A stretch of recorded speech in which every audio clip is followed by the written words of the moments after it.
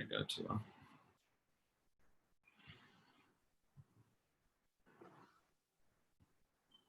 Good morning, Michael. It is Tuesday, November 17th. We're making it through. We can do it. You can do it. I can do it. Listen, that's how I feel. It's Tuesday. It's a little early to be having that motivational talk. Well, I worked all weekend, so I didn't really, and I've been quarantined for a week and a half. So like what's a day, you know? It's a word, it's a number, just a day. Well, I do think that it's important that we talk about that. I had sent you a podcast this morning to listen to, and I told you, I had only listened to the first couple of minutes of it because I didn't necessarily think that the content, the full 45 or 49 minutes was relevant, and yet the conversation was around discipline. And I realized we talked about commitment earlier this week, and I know probably months ago, we had a conversation about a word that is tattooed onto your body now. And yet I don't necessarily know how often we have the conversation around discipline. And so I thought that it was You want to see the tattoo? No. Oh, she got a new one. So the word I was talking about is self-discipline.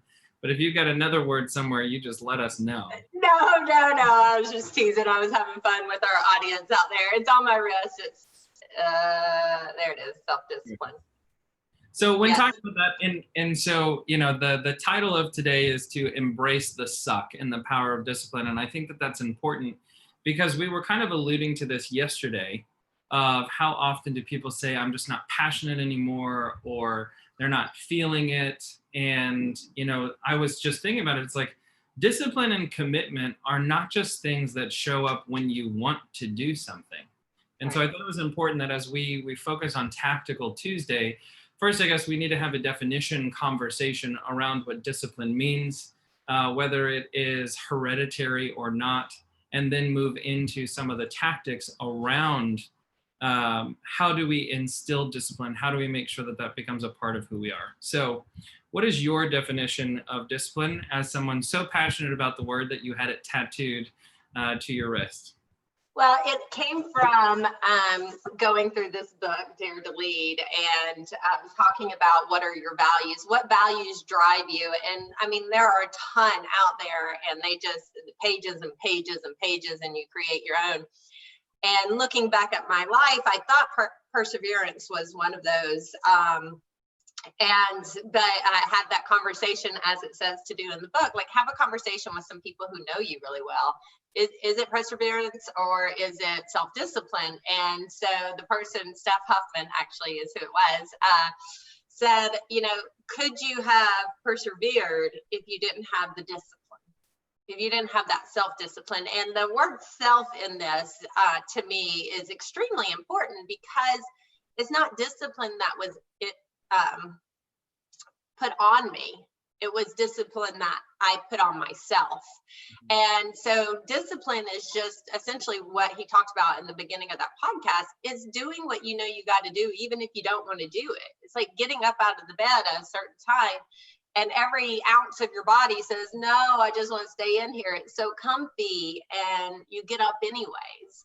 Or it's going out to exercise when you're like, I really have some work I could get done. I should stay here and finish my work. But yet you know that the exercise clears your brain, helps, for me, it clears my brain, helps me get my day started. So these are, discipline in my world is doing the things that we know we have to do even when we don't want to do them.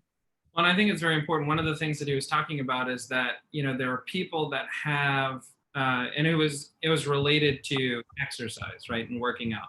But there's a lot of people that are like, I don't want to sweat, I don't want to be exhausted, I don't want to be sore and hurt. And he says, what I realized is that a lot of people were describing the beginning of their fitness journey. He's like, if you talk to someone who has made their physical health and fitness just another part of their day, their routine, their priorities, you'll hear their language of they can't wait to go and go work out or run or whatever it might be, because it clears their brain, it gives them energy, it makes them feel better. And so how often are we also hearing from people that are, when we talk about E to P, they're in that frustration phase of what your body, yeah, I mean, if you've never done a pull-up before, then yeah, you're probably going to hurt after the first session of doing it.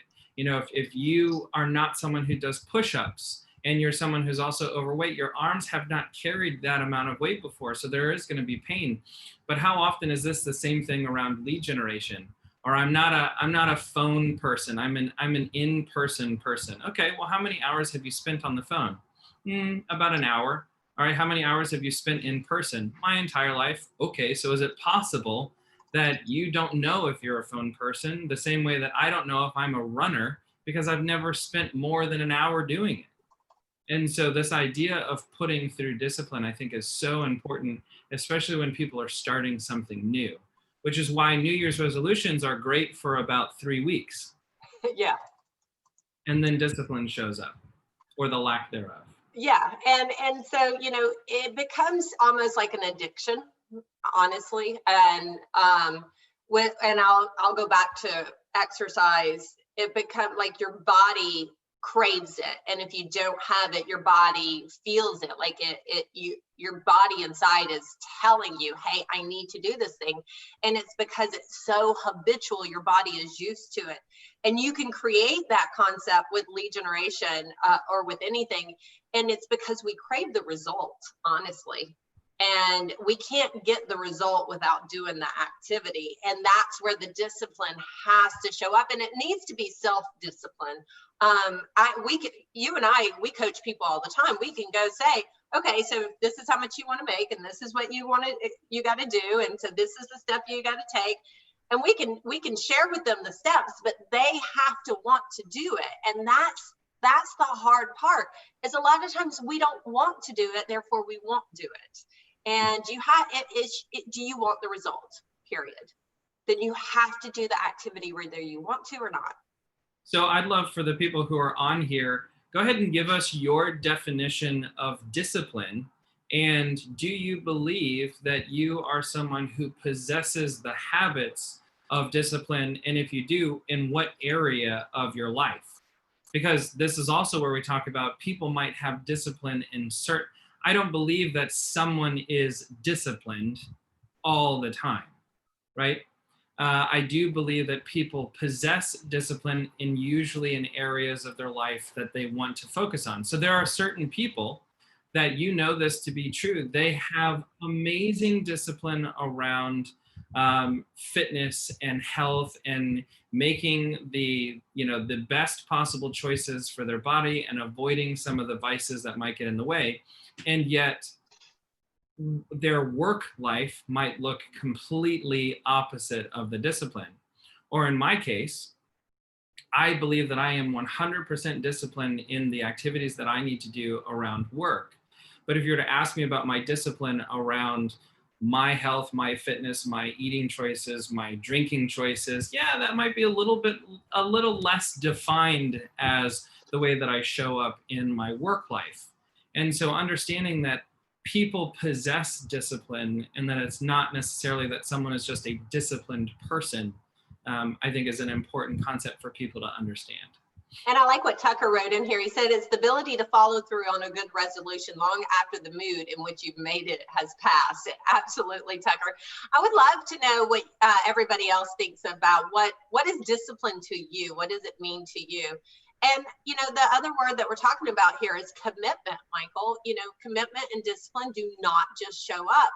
And you can read and listen to a lot of stuff out there. They talk about love and commitment don't just show up, and that people who have been in long-term relationships, let me tell you, they go in and out of love, and it's hard work. And so like it goes back to what's the result that you want to have, and that has to be the bigger picture in your mind that you push forward to, because you're not going to sustain the emotional energy and mindset that you need to do this day in and day out and just jump up and enjoy it. I mean, it's, you know, for me, like I used to walk into the office quite a bit and do that, woo, because that's just me readjusting my mindset so that I'm like, shut up back there, let's get to work.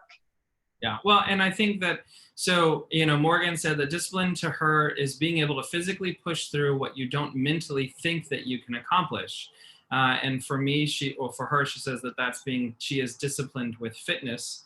Sam said discipline is commitment to do the activities you need to do in order to achieve the results that you desire.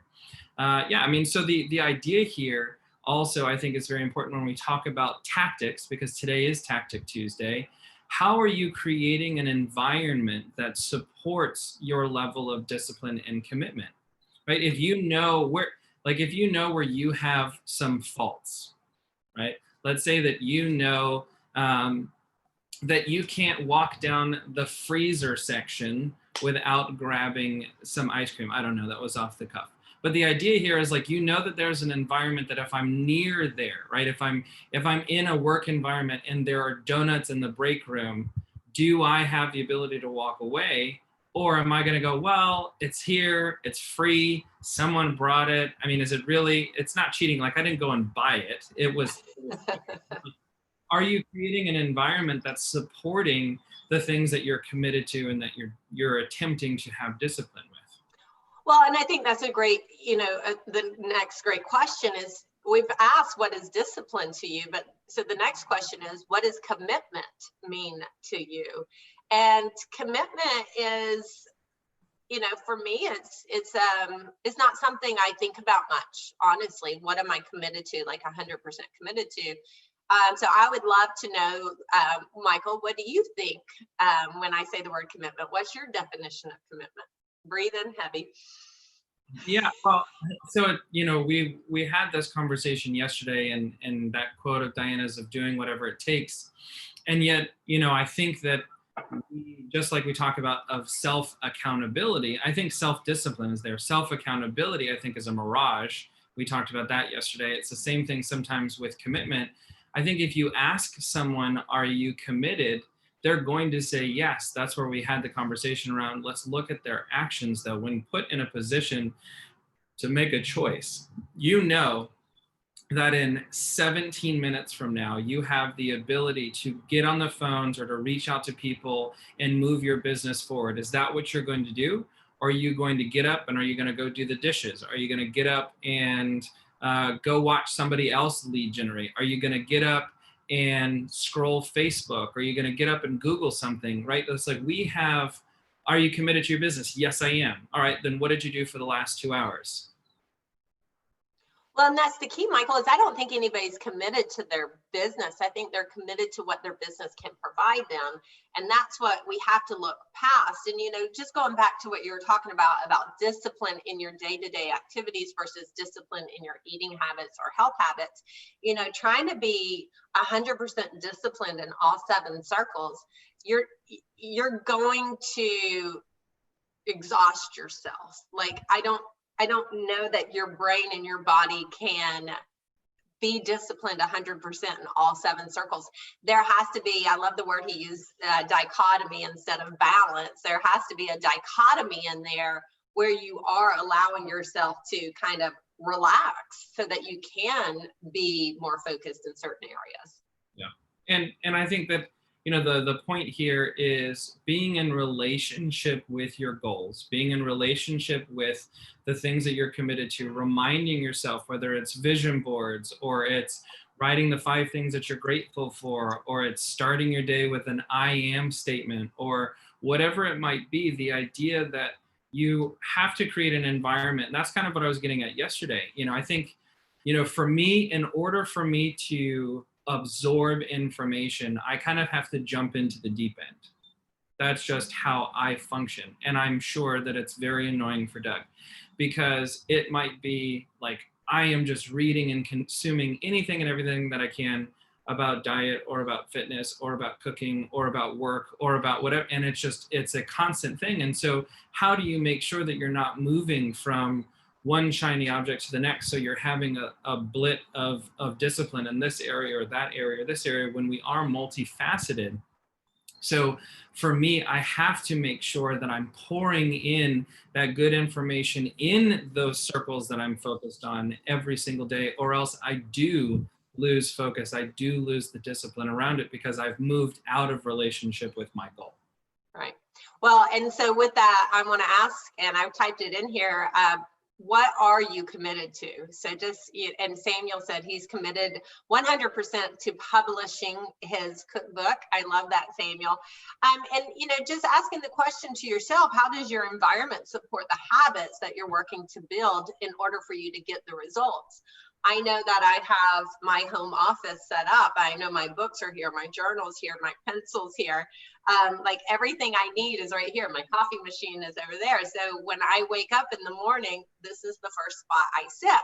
I didn't feel like reading this morning, yet I still opened a book and I still read. And I actually did not journal. It was something I forgot to do.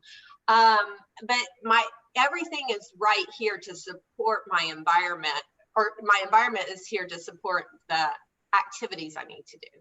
So what I'm going to ask the question, how is your environment supporting the habits you're working to build?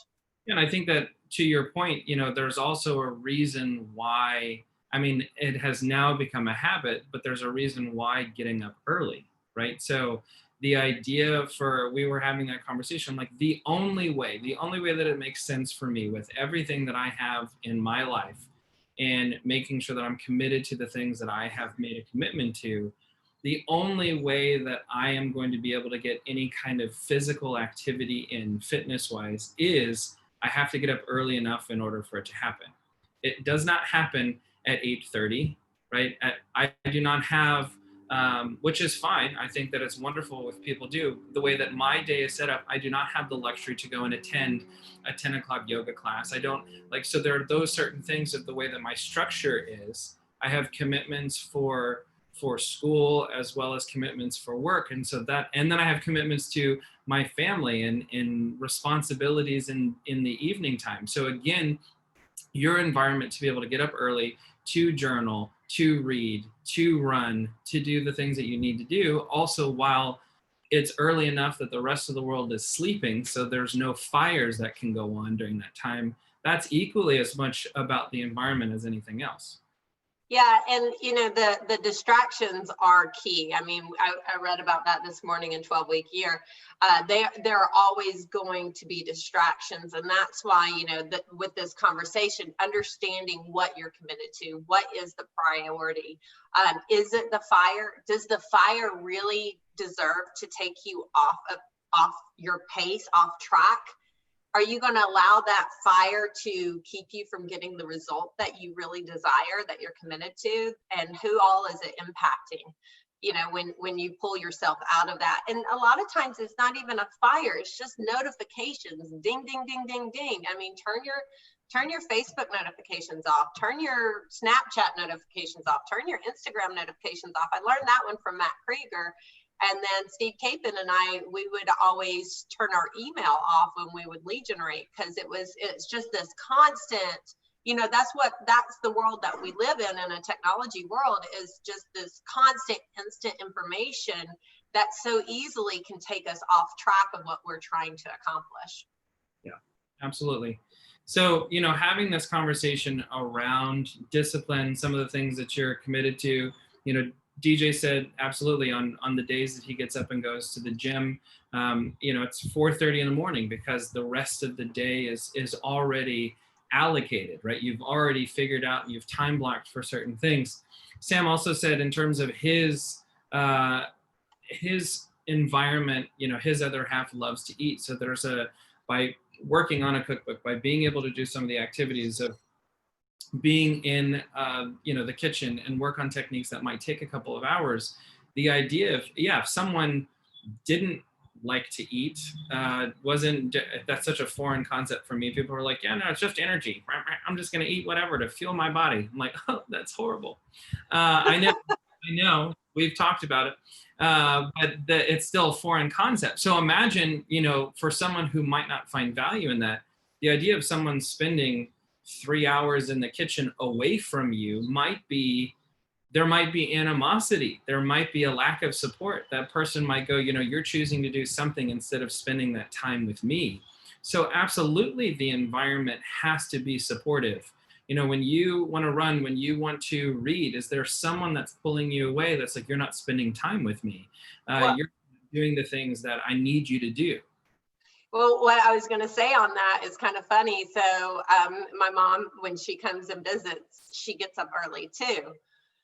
And she goes and sits outside on the back patio because she's a talker. I mean, she'll talk about nothing and everything, and it's just like whatever random thoughts, and they just keep flowing. And I'm sitting here with my coffee and my book, and I'm like, oh, this is my quiet time. This is my quiet time. And so it's like, hey, Mom, can I have some quiet time for just a couple more minutes, and then I'll come out there and talk with you. So she forces herself to go outside and shut the door because she knows she'll talk if she doesn't. On the other hand, with Audrey and I being quarantined, I'm still keeping my same routine, and Audrey's still up early. And she was coming into the bathroom while I'm getting ready, and I'm listening to my podcast and stuff. And she starts talking, and I paused it, and I was like, hey, Audrey. And then I paused, and she's like, I know it's your quiet time. I was like, no, we're good. And then because I realized she is the priority, not my routine. So it was like, you constantly have to say, just like what I was talking about with the fires, like, is it worth your distraction in that situation? 100% it's worth my distraction. That is what the habits I'm doing to get the results that I want are with that relationship. So can I allow that distraction?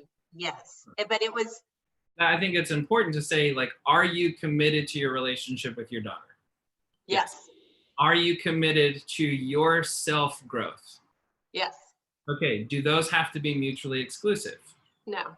So can my commitment to one thing sometimes supersede my commitment to other things and yet not take away from my commitment to that at all? Well, and what's interesting about it is the commitment I have to my relationship with my daughter is constantly building that platform higher and higher for her to experience the best life possible. And so the podcast I happen to be listening to, she's absorbing the information too. So it was mutually beneficial because she's there. She didn't realize that she's getting this information all around her, whether she likes it or not. But yeah, it's, just like what we've been talking about, we have to understand what the priority is. And then we have to identify, this is where we have to bring our conscious mind to the forefront.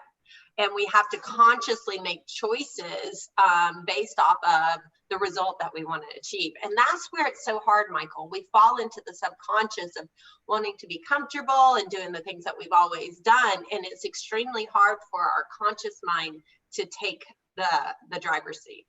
Yeah, well, and so that, I agree, which is also to your point. We were talking about this, I think, last week of how much, it was like, what, 5% of the decisions or the actions that we make are conscious decisions. 95% of what we do is unconscious. If I was to ask you, when you go into the shower, how do you wash your body? You wash your body the exact same way every single day. You start with a certain body part, you move your way however you do it. You brush your teeth. If I ask you, how do you brush your teeth? You start with the same portion of your mouth and you run through a routine. You go, all right, I'm going to go brush my teeth now. And then your brain shuts off for the next, hopefully, 2 minutes, right? Like that idea of how much I want to eat. That was the conscious decision. What happens next might be unconscious because you go to the fridge of which you made a choice a week ago about buying crap food. And so that's the only thing that's left. So I guess that's just what I'm going to eat. How often are we not consciously making those decisions or holding our decisions to any kind of form of accountability or improvement, this kind of feedback loop that is so important. If we talk about, what did you do this last week for business? Okay, what was your goal? What was the actual? Let's tweak what you did. Let's find out the results. Let's make those adjustments. Let's run and set new goals. We don't do that necessarily for budget. We don't do that necessarily for spiritual. We don't do that necessarily for our key relationships. And to your point, that sounds really boring and extremely exhausting to run through that feedback loop on every single aspect of our life. Yet understand that on the other side of that sword, if you're not making any decision, then you are just falling into the default of whatever's happening or you're unconscious. Yeah, and it's like, when you can stop and say, okay, what did I learn from this experience? What did I learn what did I learn today? What did I learn this week? That's where we're engaging our conscious mind. Like Feel Good Friday, it's funny because we want to celebrate successes, and we ask people about the successes, and you and I have been in this spot too, where it's like, okay, what successes have we had? And we just pause because it's been done so in our subconscious and not in our conscious mind. And so making sure that you have these reminders throughout the day to look at your successes, but also what did you learn from it? And that's where we really engage the conscious to help us grow, expand that brain muscle. Yeah, absolutely. I love what Tiffany said. She said, she once mopped her floor backwards from what she normally does. She would not recommend it.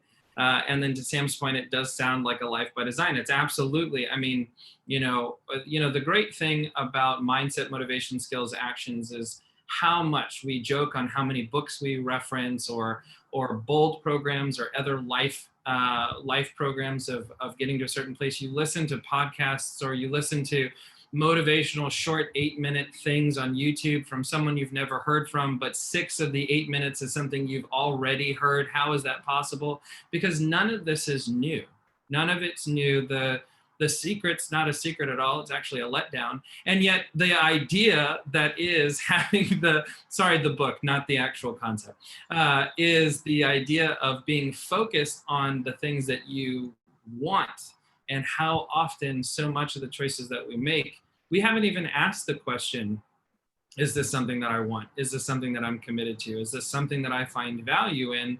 Or is there something subconsciously, outside environment? And there are a ton of these books that talk about it. And I'm not saying that, you buy that particular brand because you are a mindless sheep. That's a different story for a different day. Yet we can talk about that marketing and advertising is a multi-billion-dollar industry, which is programmed to embed themselves into your unconscious mind so that you make decisions without even asking the question. Again, they figured out a way to monetize it, and yet how much of our life is like that? That isn't the marketing and advertising industry, just because we are, going back to Zig Ziglar, we're a wandering generality as opposed to being a meaningful specific. Yeah, and I'm just curious, Michael, because we talk about it so much, the 5% and the 95% conscious and subconscious. Does that have to be written in stone, or can we change that? I mean, there's so much that has been proven that we can change with our brain. So do we have to go through the day in this mindless subconscious activity, or can we engage our consciousness to be, 10, 15% of our activity versus 5? Yeah, well, I mean, I think there's going to be phases, right? So there is when you're in the mode of actively changing a habit or changing a focus, like a 66-day challenge. Once that becomes a habit, then your brain is going to say, okay, this is now a part of my unconscious. And we kind of revert back until we want to change and reprogram aspects of our life. So I definitely think that you have aspects of it. I remember when I first started in real estate and I didn't understand why I wasn't getting the results that I wanted. I had a coach who said, I want you to document every 15 minutes of your day. You're going to set a reminder on your phone and it's going to go off every 15 minutes and you're just going to write down what you did. Now, don't lie to yourself and don't lie to me. Actually write down what you've done. And you will notice, for the person who says, I'm so busy, I don't have any time, I can't get all of these things accomplished. If we were to look at your 15-minute increments, we could probably find a significant amount of things that could have been moved off your list. Again, going back to if I'm not conscious about what I do every 15 minutes, is it possible that I'm going to revert back to my unconscious? I remember doing that activity with Stephanie Huffman. I just typed it in here so that she would come in and listen to it. We did this, and she said she actually found herself sat in my office chair spinning. because I mean, like, we will find everything we can not to do the activities that we need to do. And that's when we put so much emphasis on those fires too. You know, we got to take care of all the fires. Do we really? And that's, that's the challenge. So since it is Tactical Tuesday, Michael, I would like to ask, from what you guys have heard today, what's one tactic, what's one activity you can take out of the conversation and put into your day-to-day activities so that you are creating the discipline so that you're getting the results that you want. So just go ahead and type in one tactic in here. What else you got for us, Michael? That's it. It's the top of the hour. I do want to get feedback from individuals around how you're implementing these things. For me, as I mentioned, creating an environment where I am constantly being reminded of the goals. I'm reading about the things that I'm wanting to change in my habits. I am watching things that I want to change about my habits. I am posting little motivational images, or there's some visual component that is a reminder of either the thing that I want or the thing that I do not want. Again, if my subconscious is seeing these triggers, then I'm also hopefully working on programming not only my conscious mind and my subconscious mind as well. All right, Michael, well, it's the top of the hour. Take us out. All right, everybody. Well, thank you so much for joining us for Tactical Tuesday. Tomorrow is many of your favorite day. It is Wealth Wednesday, where we're talking about managing our money and building wealth. So please join us tomorrow at 8:30 for the next episode of Reading Red. Bye, everybody. Bye. All right, if you are here for Ignite, it is 9:01. Go ahead and grab coffee, grab water, do what you need to do. And then we're going to get started in just a few minutes. Today, we do have the sales meeting for all three market centers. So that's going to be starting at 11, which makes us a little bit tighter on our schedule. So we are going to get started at probably around 9:08 to get through the material, assign you your new script partners, and then be able to have our activities planned out before that sales meeting starts right here on this Zoom link. So again, do what you need to do, and we'll be back in just a few minutes.